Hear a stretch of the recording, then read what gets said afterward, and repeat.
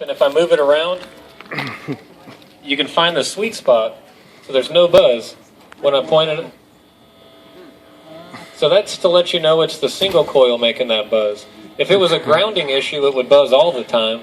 But, you know, so when I was recording Smoke and Mirrors in Sun Studio, I was thinking like, oh, I'm so excited about being in Sun Studio, you know, birthplace of rock and roll. Elvis cut his first tracks here. Johnny Cash cut his first tracks here.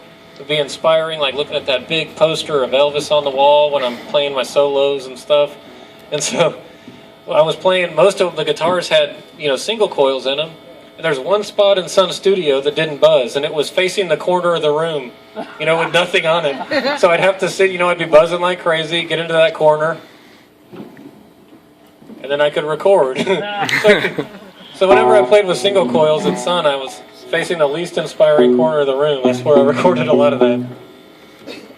You know, a diddley bow right here, I'm looking. It looks like we got some fret markers here made out of bottle caps, which is a nice touch. And with these pickups right here are actually P-bass, like Fender P-bass style pickups. And normally you see two of them. So a 4-string bass will have two of these pickups with 2 strings going over each one. And they actually put them out of phase. So those 2 pickups are actually like a humbucker. So they never buzz when you have 2 of them on your guitar, as long as one of them is out of phase to the other. So if you ever want to put these on an instrument like this, make sure you slap another one right next to it out of phase, and you won't get that single coil buzz in there anymore. And since it is, again, no frets, I have to play with a slide. I'm going to use my signature slide too. I also have my signature slide and tone bars available over there, so the lap steel tone bar would actually be better for this, but I don't have one in my pocket right now.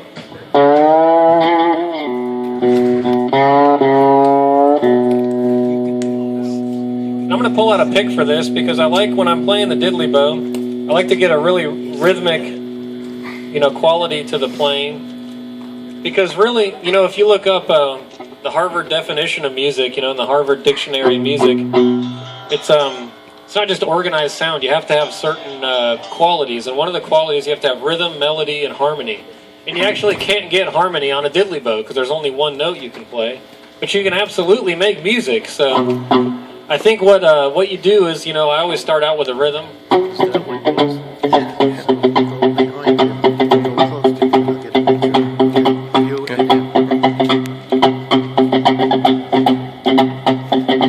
And then once you let up your hand muting that string, you automatically get a key center.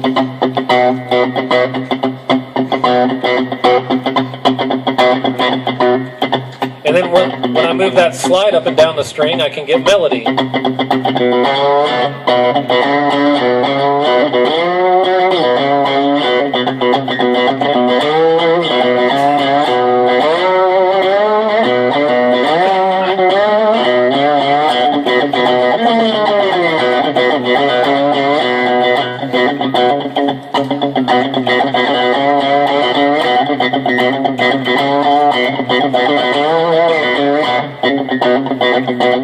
But the more you do a melody, the more you get what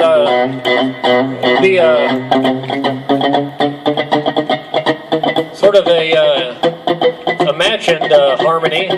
So I can go to the 4 chord even though I'm not actually changing chords.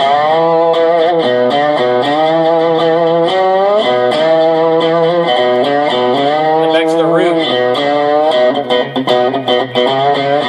So you have to have implied harmony.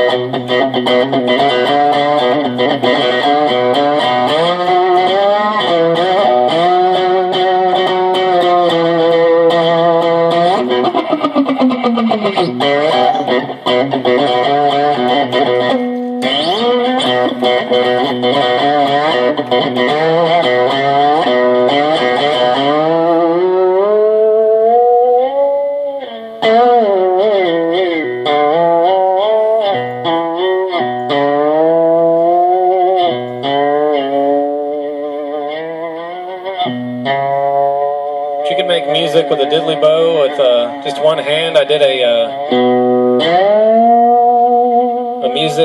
music therapy for a man who just had a stroke years ago, and he wanted to learn how to play an instrument, so I brought a diddley bow to him.